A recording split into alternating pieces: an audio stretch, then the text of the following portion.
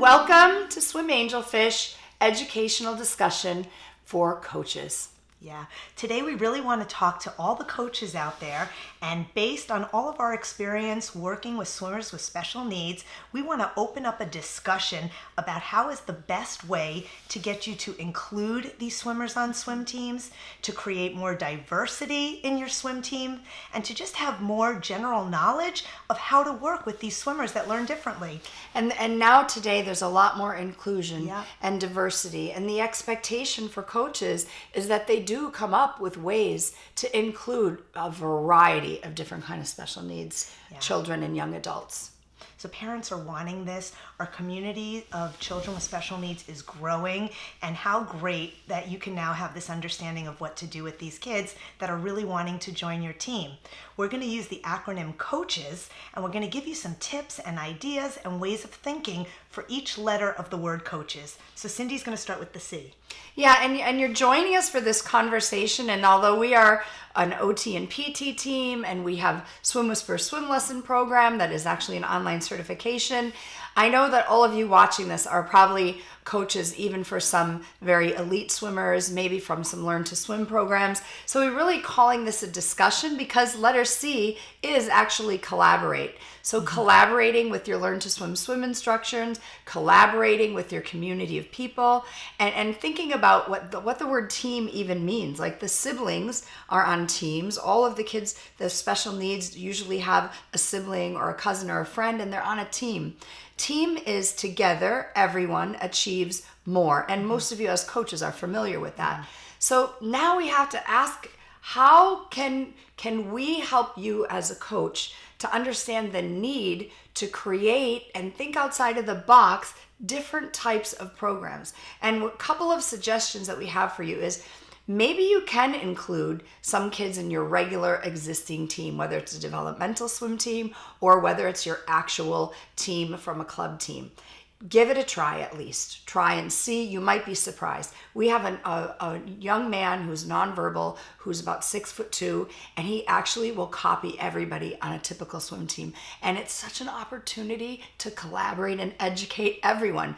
The swim coach is surprised. The other kids, all those high school kids, can't even believe how great of a swimmer this boy, whose name is Tyler, happens to be. Otherwise, could you create an adaptive swim situation that maybe isn't exactly a swim team? Maybe it is something like we've created, we call it Swim Strong or Swim Squad, or some kind of opportunity of a boot camp and a swimming.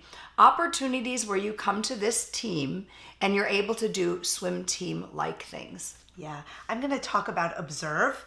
And when I talk about observe, I want you to understand that you're going to observe the group because our swimmers show us what they need. Yeah. And that could help you make your plan. So if you do have a group where there are some swimmers with special needs and they're constantly splashing or going underwater, maybe they're showing you they need more of that input, more of that sensory input, and maybe you can work that into a swim drill where you're giving them that input.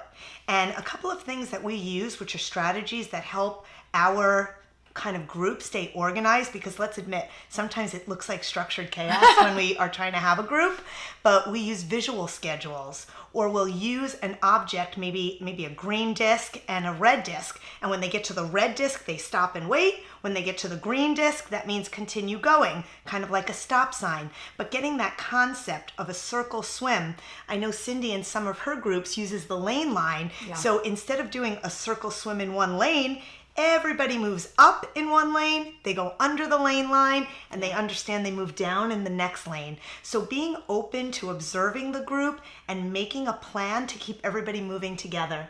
Yeah, and I know I've seen you sometimes use a typical peer model. Always. Maybe a sibling, a cousin. Yeah. That's like, we have a lot of volunteers that want to help out at our program. And the best place for them to help out is on the swim team. Either they can buddy up with a swimmer and then the swimmer knows that they have to keep up with that person. Or sometimes they just want to copy what that swimmer is doing. And what a great opportunity for that social interaction. Yeah, so you're going to collaborate, you're going to observe, and then that brings us to adaptability. And Ailene and I kind of laugh because you can ask yourself, are you adaptable? We get in our strict ways as coaches. I was a diving coach for many, many years, and you have your routines and you can become rigid and you can react certain ways. But are you adaptable? Can you be adaptable? Can you be adaptable with pool space? Maybe a adaptive swim team isn't going to swim the length. Maybe you're going to swim the width. Maybe you're not going to swim down and back. Maybe you're going to swim down, climb out, and you're going to walk holding a streamline to the other end when you get in. Maybe you're going to walk doing swim skills. Maybe you're not going to do the traditional circle swim, and you're going to have to be more creative in the way that you're looking at what you want to accomplish in the swim team. And is it okay to do the width? Of course it is. Is it okay to climb out and walk and still relate things to swimming? And the other thing is just humor and flexibility. Always. I mean, they will make you laugh, and you need to go to humor. And sometimes your rigid plan can have a little humor and flexibility. And I'm also thinking of like some of the swimmers that maybe physically can keep up with other swimmers, to be adaptable, to say, you know what, for the weaker swimmer, you guys get to do the drills with flippers on, let's say, or you guys get to use a noodle when we're on our back, so that everybody could keep up with each other and nobody feels left out. And everyone can still do the same drill, but like just being more adaptable. Adapting yourself as the coach and adapting with flippers, boosters, zoomers, things like that to help the weaker or the more physically impaired child keep up. Yeah, and we actually talk about some of our favorite equipment for doing that in our equipment webinar, so make sure to check that out. And so that brings us right to consistency. Yeah. So consistency is an interesting area because you want to be proactive, because sometimes you're not going to be able to be consistent. Let's face it, sometimes an instructor suddenly gets sick. Sometimes there's a different coach. Sometimes friends that your swimmers used to seeing can't make the class. So how are you going to deal with that? And you need to have a proactive plan. So there's a few things. If you know ahead of time that there's going to be some inconsistency, maybe video what the swim team is looking like, video how some of the drills are working, and share that with the coach or instructor that's going to be covering. Maybe if there's some issues with transitioning and how the flow of the team is working, and you always do a certain game which signals to the swimmers, oh, the end is coming. After that game, we always get out. Make sure to pass that information on to your instructor that's covering so that they follow that same format and everybody complies as well. Make sure to let the parents know if there is a change so they could prepare the swimmer and it's not a shock when they get there. But in those situations where best laid plans just didn't work out, I always resort back to humor and fun. And I almost sometimes, I don't know if you've ever done this, Cindy, but I pull my swimmers in to help me. So let's say I didn't get all of the information of how it runs. I'll be like to one of my swimmers that's having a hard time, could you be my assistant today? Show me how you guys like to do the drill, and kind of pull them into making some of the decisions. That usually helps. And I can save the day taking 15 minutes to understand what's going to happen today, knowing a certain coach isn't going to come, knowing that John loves that coach. We all have phones, iPhone, a little video message. Hey, this is Coach Cindy, just letting you know that Charlie's not going to be here today, so you're going to have a new buddy today, and we're going to have Ryan be your buddy. That could save the entire swim team for the day. Yeah. So consistency, then we move to how do I control my body and breath, which we do have a certification to become a swim whisperer for Learn to Swim programs. Any swim instructors that would like to strengthen their curriculum to get more strategies and tips, actually, how do I control my body and breath is one of them. You know what, Cindy, sometimes don't you feel it's beyond just looking at technique and the mechanics of swimming? Sometimes it really is going back to what you're about to talk about, the underlying problem. Definitely. How do I control my body to really get the progression that you need in technique? If you're a swim coach and you're also a swim instructor and you have any students that seem hard to reach and might have some sensory or motor issues, the answer of how to assess, identify, and implement strategies so that you can teach and address the underlying problem definitely lives in the Swim Whisperer online training. Yeah, so you're getting a little tip right now about it, a little preview. But how do you control your body and breath? One thing is the noodle. That's a great tip, because what does the noodle do? It shows every kid where the middle of their body is. Whether you do a drill on your belly or a drill on your back, the noodle is your friend of here's my middle and here's how I do swim strokes off of my middle.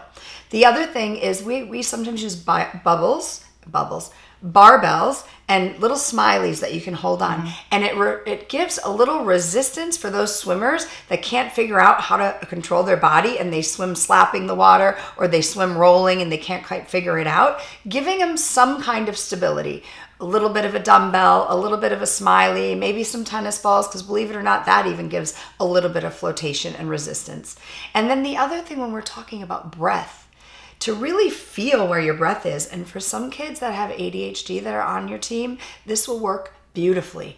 Deep water bobs, just a set of 5 of them, going all the way down to 5, 8, 10 feet, and coming up and really exaggerating that big breath will help them to breathe more deeply into their stomach, and it will help to have more regulated, more attentive swimmer for the swim drills. And that might be a great way for a day that you're going to introduce a really tricky swim technique or swim drill to get them regulated to accept the drill. Yeah, that slow, deep breathing is so important. I think I just started getting slow talking about it. Yeah. That's great. I'm going to talk about E for coaches, and that's engagement and interaction. Keeping your swimmers engaged and interacting with each other and not slipping off into their own world is such a huge component of being a part of a team. And I learn from my swimmers all the time. I'm still amazed when I have somebody that's difficult to work with in an individual private session, and then we go and put them on a team, how motivated they are, how much better their swimming is, right? That motivation, that engagement, that wanting to be with their peers does wonders. Yeah, especially for kids that have this little piece of competition and you didn't realize it. Maybe it's a swimmer with cerebral palsy and they maybe use an assistive device to walk and they come in the water and they seem a little bit anxious, but yet they're swimming kind of good. And then you put them on the swim team and they want to win every single drill. And you can pair them up. So you can use your lane line and you can have your team divided in half and swimmers face each other, and you're actually providing an opportunity for them to see a friend, learn their name, do a drill together where let's say they're doing freestyle arms, where they lift up one arm, they can high-five each other even. High-five each other. It's just such a great way to encourage that interaction, especially for the kids that have trouble with their social and skills. Trouble motor planning. Yeah, that's great. So that brings us to seeking sensory input. And you guys as coaches, you regulate yourself, right? Maybe you go for a run, maybe you get your morning swim, maybe you chew gum, maybe you like hot coffee or you chew on ice. But these are seeking sensory, what you do to regulate yourself by addressing your own sensory issues. Now take that to the water. So if you have a particular team, maybe you have a developmental team and they come and there's maybe somebody who has some sensory issues or somebody who has some motor issues and they're constantly seem to be seeking and splashing, maybe spitting the water. Start with asymmetrical strokes, and that would be the strokes that allow for seeking. Front crawl and back crawl allow some seeking. They get to hit the surface tension, they can slap the water in the back.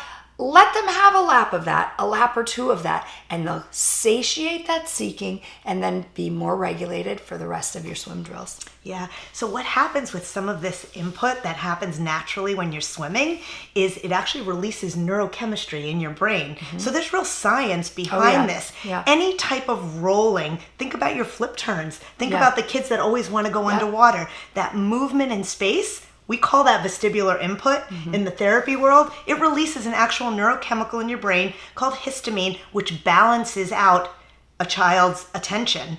Then you add heavy work. Cindy was talking about the asymmetrical strokes and the slapping the water. That heavy work and that resistance releases a neurochemical, serotonin, and it makes you feel good.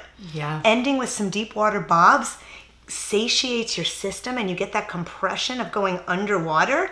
What does that release?